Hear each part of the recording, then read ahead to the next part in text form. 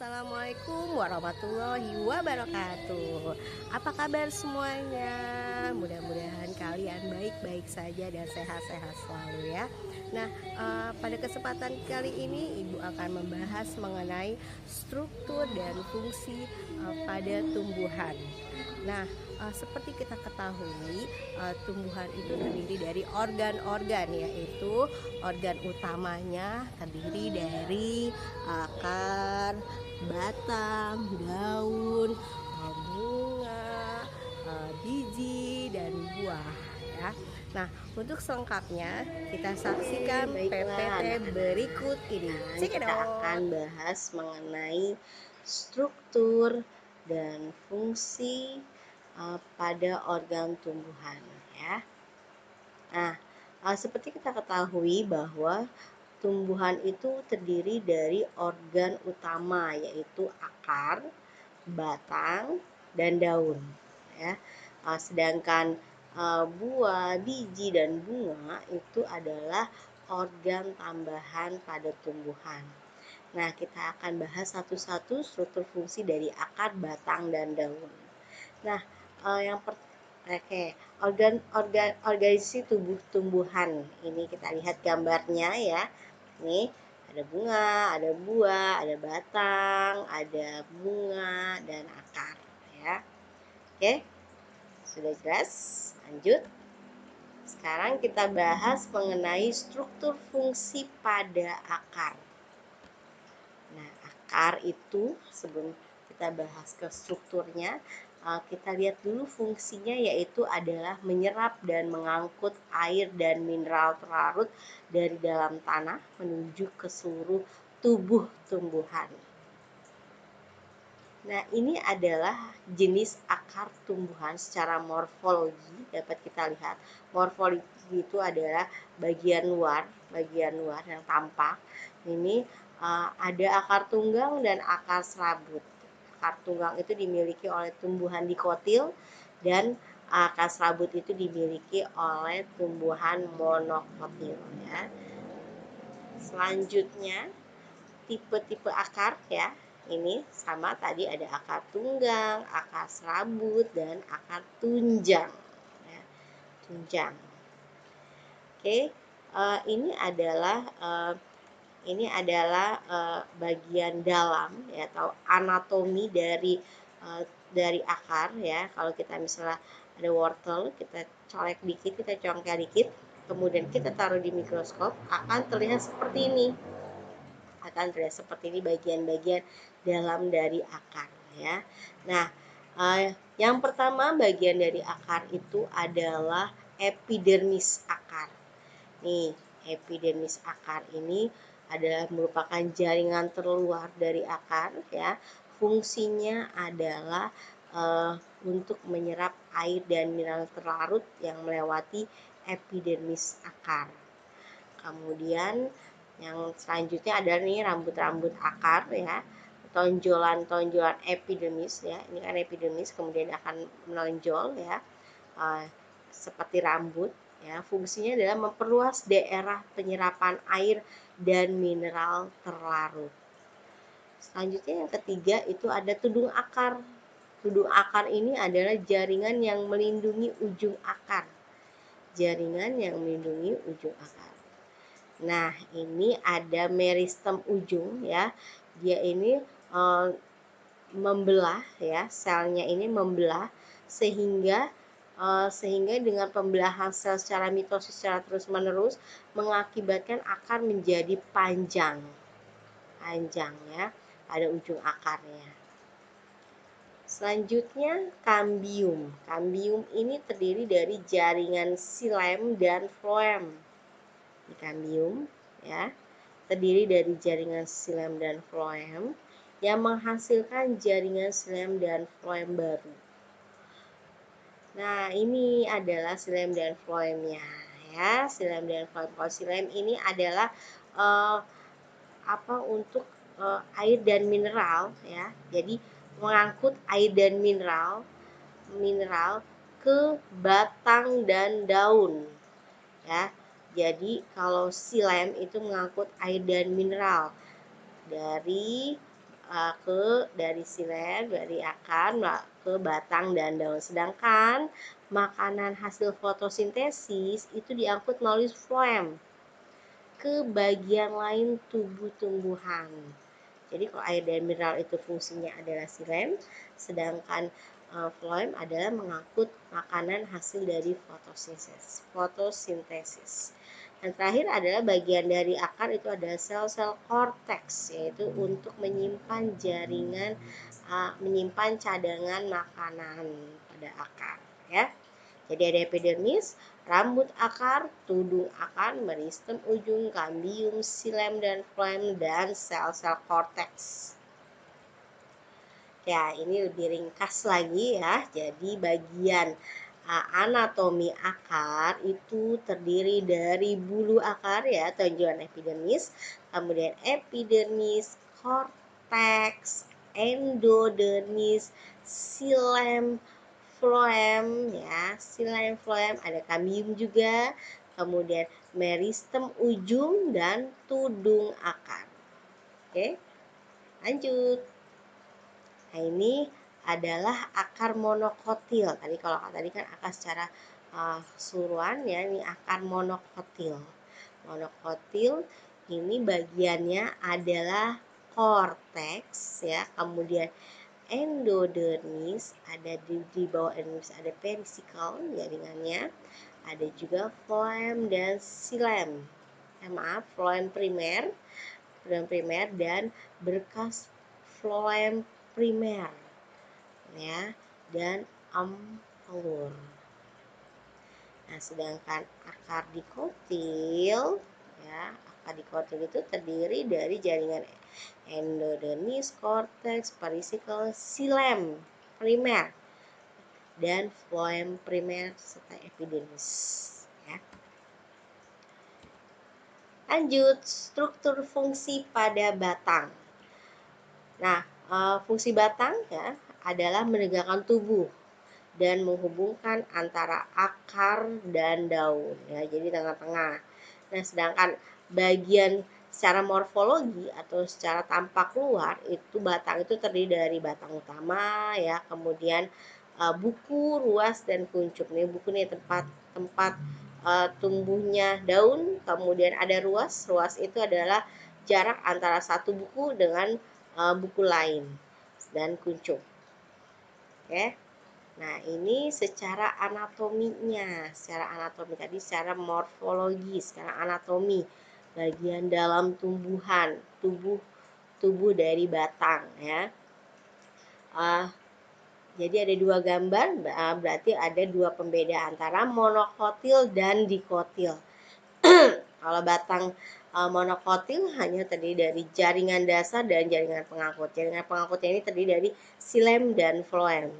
Ya, sedangkan batang pada dikotil ada ampelur, ada korteks, ada berkas pengangkut, yaitu berkas pengangkut ini adalah xilem dan floem. Berkasnya itu tadi, dan di tengah-tengahnya ada kambium yang mengakibatkan batang itu menjadi diameternya itu besar ya. Makanya kalau batang monokotil dan dikotil itu pasti lebih besar batang dikotil.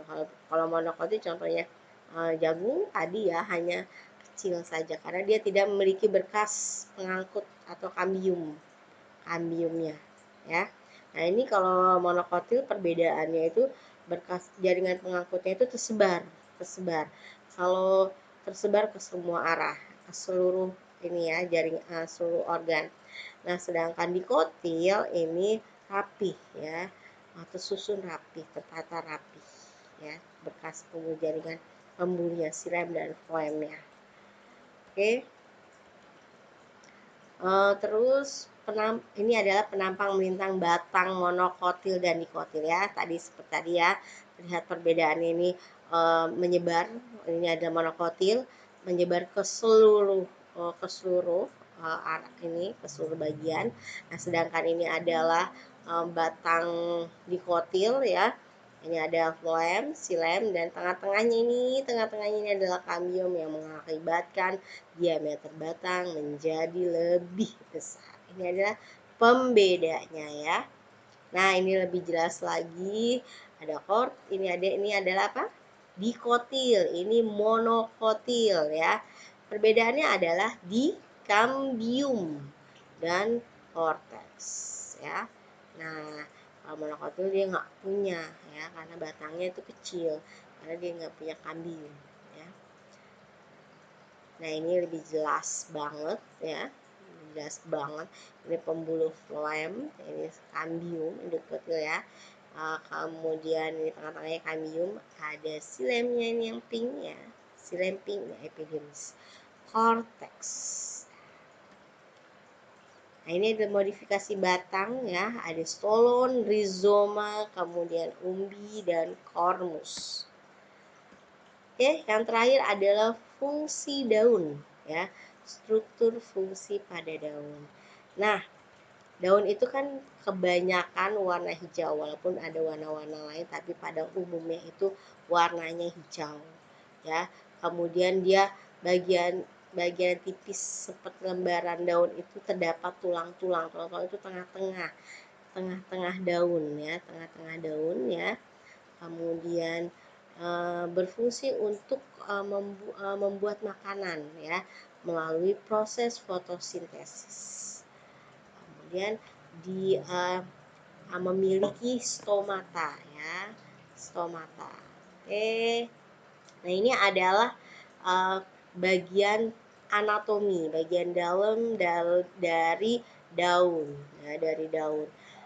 Bagian yang pertama adalah epidermis. Nah, ini seperti susun dari bata ya, tersusun seperti batu bata. Sama bagian atas, bagian bawah, epidermis atas, epidermis bawah. Ini fungsinya adalah sebagai lapisan terluar ya, jaringan terluar. Dia tidak ada kloroplas, kemudian dia terdapat lapisan lilin atau kutikula ya, kutikula yang mencegah kehilangan terlalu banyak air. Nah, selanjutnya ada jaringan palisade nih yang kayak tiang atau yang disebut sebagai jaringan tiang, jaringan palisade atau jaringan tiang. Susunannya rapet-rapet dan ada totol-totol atau bintik-bintik hitam. Itu adalah kloroplas ya, kloroplas ya. Kloroplas itu fungsinya adalah untuk nanti dalam proses fotosintesis ya. Kemudian epidermis bawah nih, sama ya, epidermis bawah. Bedanya dengan atas, kalau epidermis bawah itu ada namanya stomata. Nih, stomata ini tempat keluar masuknya karbon dioksida, oksigen dan air ya. Sini untuk kebutuhan jaringan dalamnya ya. Selanjutnya ada spons, jaringan spons atau sel-sel spons, atau nama lainnya adalah jaringan bunga karang. Nah, jaringan bunga karang atau jaringan spons ini lebih renggang dibandingkan dengan jaringan palisade. Jaringan palisade dan juga ada bintik-bintik atau bintik-bintik hitam ya. Nah, ini menandakan kalau jaringan spons atau jaringan bunga karang ini memiliki kloroplas. Jadi yang memiliki kloroplas itu ada jaringan palisade dan jaringan spons ya. Fungsinya adalah untuk proses fotosintesis. Yang terakhir adalah silem dan floem. Berkas silem dan floem ini kalau air dari batang masuk ke daun. Air dari batang masuk ke daun melalui silem. Sedangkan makanan yang dibuat di daun diedarkan melalui floem, melalui tulang-tulang daun ya. Jadi intinya kalau silem itu adalah mengangkut air ya ke daun ya, ke tulang daun, melalui tulang daun. Sedangkan floem itu makanan yang diedarkan melalui floem tulang-tulang ke tulang-tulang daun ya. Oke, lanjut. Ini ada skema melintang, skema ya, skema, nggak usah bingung ya. Ini skema dari gambar sebelumnya ya. Ini adalah epidermis atas ya, epidermis atas, epidermis bawah, ada stomatanya ini, stomatanya. Kemudian parenkim palisade atau jaringan palisade ya. Ini ada chloroplastnya ya. Kemudian parenkim spons atau jaringan spons atau jaringan bunga karang ya. Ini juga ada chloroplastnya. Nah, dan xilem dan floem, berkas pengangkut untuk mengangkut air dan untuk mengangkut makanan. Oke. Nah, ini adalah modifikasi daun. Modifikasi daun ada kaktus, daunnya jadi berduri, kemudian ada cucumber, kemudian ada tumbuhan Venus yang untuk menjebak perangkap atau serangganya itu dimakan untuk dia bertahan hidup ya. Oke. Nah, ini adalah video tumbuhan Venus ya. Tumbuhan Venus adanya sih asalnya dari Afrika Selatan ya. Afrika Selatan. Di Indonesia sudah ada ya, sudah ada. Nah, ini dia memakan serangga yang masuk apabila sudah kena yang warna merah-merah atau pink ini. Nah, pasti daun Venusnya ini akan menutup, akan memakan serangga. Nah, itu. Oke, sampai sini dulu ya untuk pembelajaran kita hari ini. Semoga kalian mengerti ya. Semoga kalian mengerti dan jangan lupa tagihan tugasnya. Nanti ada soalnya untuk kalian mendeskripsikan struktur fungsi dari akar, batang, dan daun ya. Oke, selamat belajar. Semoga kalian sehat-sehat selalu. Oke, assalamualaikum, dadah.